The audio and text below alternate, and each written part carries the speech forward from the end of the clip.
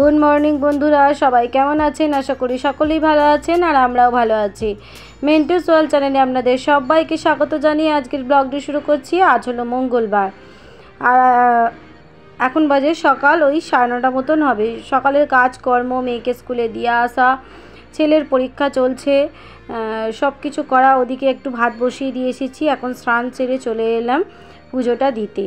খানিকটা পুজো ও বলছিল করে দেবো, ও প্রসাদটা দিয়ে দিয়েছে। আমি বললাম যে ঠিক আছে চলো, তুমি প্রসাদটা দিয়ে দিয়েছো যখন, আমি এবার বাকি ফুলটা দিয়ে তুলসীগুলো দিয়ে দিই। কারণ ব্যাটা ছেলেরা এত দেখবেন ওই তুলসী পাতা ফাতা চরণে দিয়ে নিয়ম করে অত পারে না, বিশেষ করে আমার ঘরের লোক পারে না। এটা ভুল কথা যে সবাই পারে না, অনেক ছেলেরাও সুন্দর করে পুজো করে, আমার দাদাভাই করেন।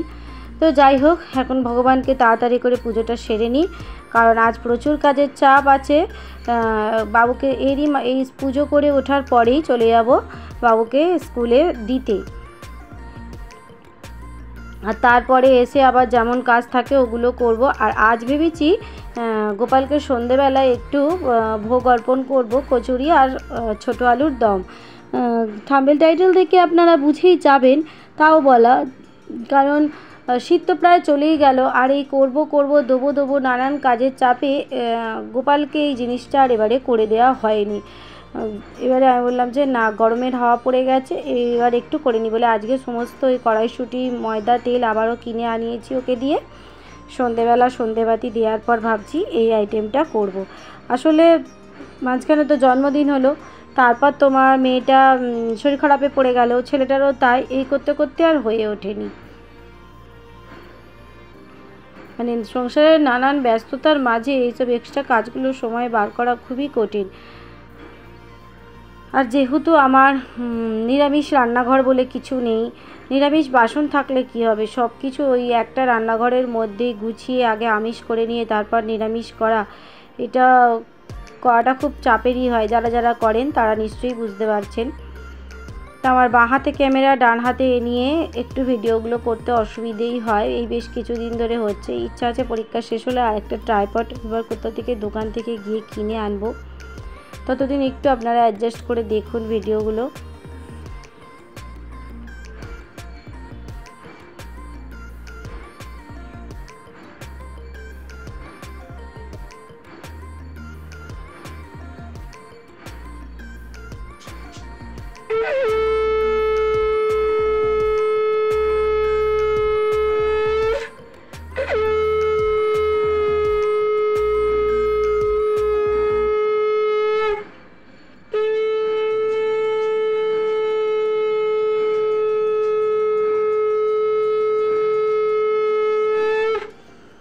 এই তো হয়ে গেল পুজো করা, এবার চলে এলাম রান্না করতে। কিন্তু পুজোর পর আমি গিয়েছিলাম আমার ছেলেকে স্কুলে দিতে, মেয়েকে নিয়ে এসেছি।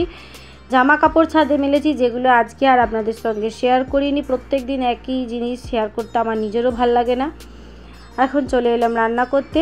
আজ যেহেতু নিরামিষ দিন, ভেবেছিলাম একটু পোস্ত বানাবো, কিন্তু বাবান বলছে পেটটা ভালো নেই, এলাম একটু ঝোলই করি। আমাদের ঝোল হয় তাও বলে তোমার ওই রান্না করছি একটু গাজর, পেঁপে, বরবটি, বিট এইসব দিয়ে, আলু দিয়ে আর একটু সয়াবিন দিয়ে। মানে ঝোলটা তো নিরামিষ খেতে ভালো লাগে না, ওতে একটু সয়াবিন ফেলে দিলে ওই গন্ধে ছেলে মেয়ের খাওয়া হয়ে যাবে। ওদিকে দিয়েছিলাম শিম আলু ভাতে, ওই মাখন শিম আলু ভাতে আর ভাত দিয়ে ওর একবার খেয়ে গেছে।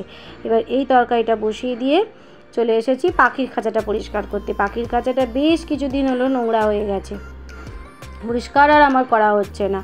14-15 দিন হয়ে গেছে। এবার বেশি দিন ওদের নোংরার মধ্যে রাখলে ওদের মধ্যে একটা ব্যাকটেরিয়া চড়ে পড়বে, সেটা ওদের শরীর স্বাস্থ্যের জন্য ভালো নয়।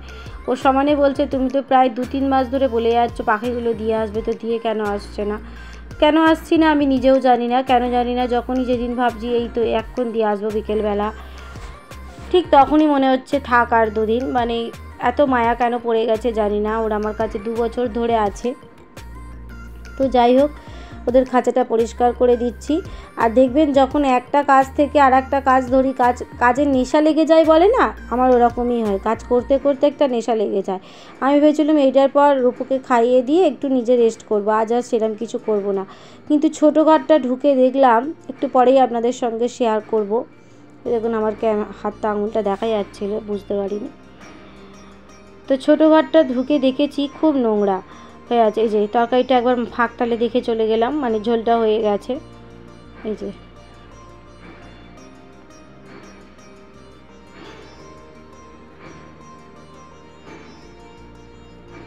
এই যে ছোটো ঘরে চলে এলাম।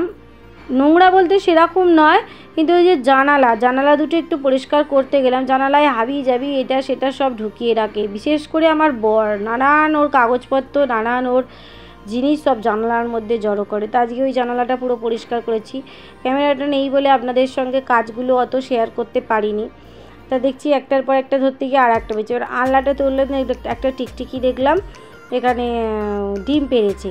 তো টিকটিকিটা ডিম পেড়েছে দেখে তো একটা আমার সন্দেহ হলো, যদি ওইগুলো চারিদিকে আরও দেখি খুঁজে কোথাও যদি পড়ে থাকে, রূপু যদি জেমস লজেন্স বা কিছু ভেবে গালে দিয়ে দেয়, ওই ভয়ে, ওই একটা টিকটিকির ডিম দেখার ভয়ে আমার ঘর পুরো তোলপাড় হয়ে গেল।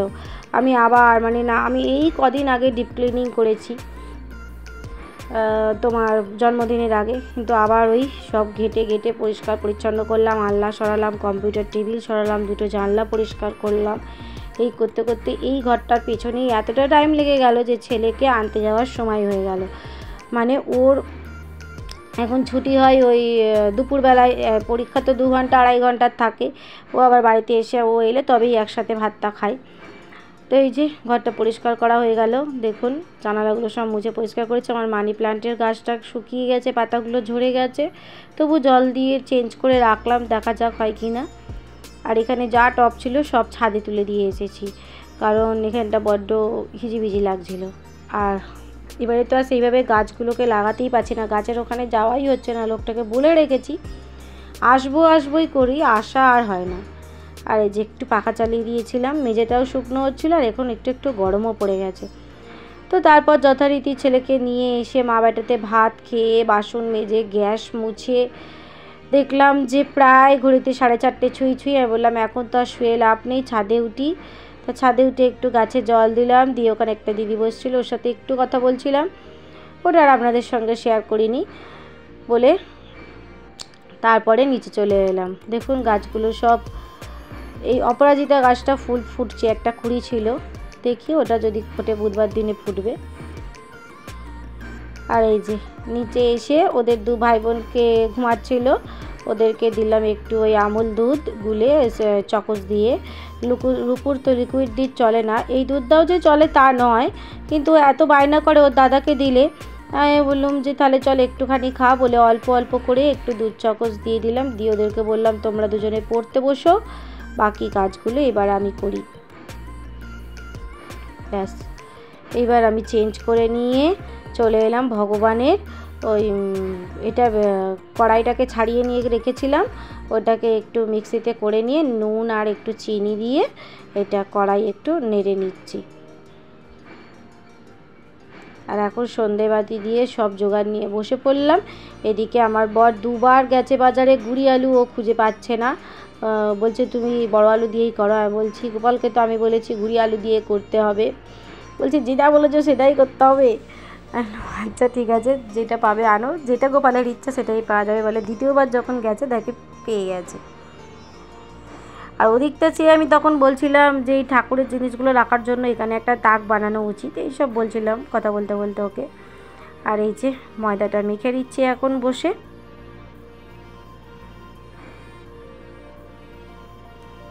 এইটাই যদি একটা আলাদা ঠাকুরঘর থাকতো তো খুব ভালো হতো। মানে হয় না বাড়ির মধ্যে, যেমন আমার যেখানে বিয়ে হয়ে আমি এসেছিলাম, আমার তো প্রথমেই ফ্ল্যাটে আসিনি, আমার নিজস্ব শ্বশুর বাড়িতে আমার শ্বশুরমশাইয়ের খুব সুন্দর একটা বাড়ি ছিল, উনি করেছিলেন, সেখানেই এসেছিলাম। তা তোমার সেখানে একটা ঠাকুরঘর ছিল, সুন্দর ঠাকুরঘর। তা এরকম যদি থাকতো তাহলে কোনো অসুবিধা হতো না। এই ছোট্ট ঘরের মধ্যে বেডরুমের মধ্যেই একদিকে ঠাকুরের করা, এই বসে বসে করছি। আর রান্নাঘরে গিয়ে সমস্ত জোগাড় করে নিয়ে গিয়ে তরকারি, এখানে একটু ছোটো আলুটা সেদ্ধ বসিয়ে দিয়েছি, আর এদিক থেকে সব জোগাড়গুলো করে নিয়ে যাব, বেলে টেলে নিচ্ছি, গিয়ে ওখানে গিয়ে ভেজে আর করে দেবো। তো ভগবানকে এরকমভাবে সেবা দিতে আমি প্রচণ্ড ভালোবাসি। মানে খুবই, আমি ছোটোবেলা থেকেই মায়ের সঙ্গে থেকে থেকে, আমার মায়ের গোপাল ছিল না, কিন্তু আমার মাও ঠাকুর দেবতাকে খুব ভালোবাসতেন, পুজো আর্চা যত্ন জোগাড় সব করতেন।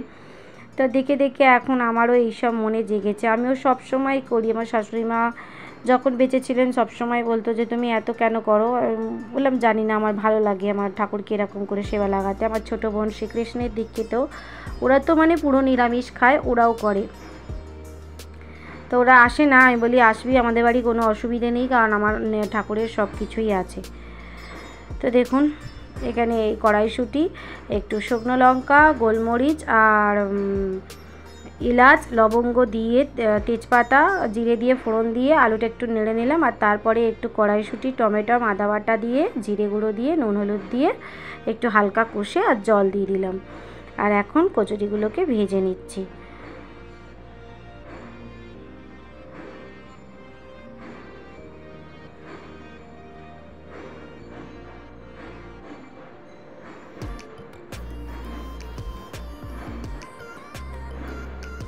এই যে এরকম করে, বেশি হয়নি, খুব অল্প পরিমাণেই করেছিলাম, কেননা গোপু সোনার জন্য করেছি। আর ওটাই প্রসাদ হিসেবে সবাই অল্প অল্প করেই গ্রহণ করব। আর রাত্রিতে দেখা যাবে কি খাবে, আমার তো ভাত আছেই। তো বন্ধুরা, আমার ভিডিওগুলো যদি আপনাদের ভালো লেগে থাকে তাহলে অবশ্যই আমার চ্যানেলটিকে একটি সাবস্ক্রাইব করে দেবেন, একটি লাইক দিয়ে একটু কমেন্ট করে আমার পাশে থাকবেন। আর যারা অলরেডি এই কাজটা করেছেন তাদেরকে অসংখ্য ধন্যবাদ।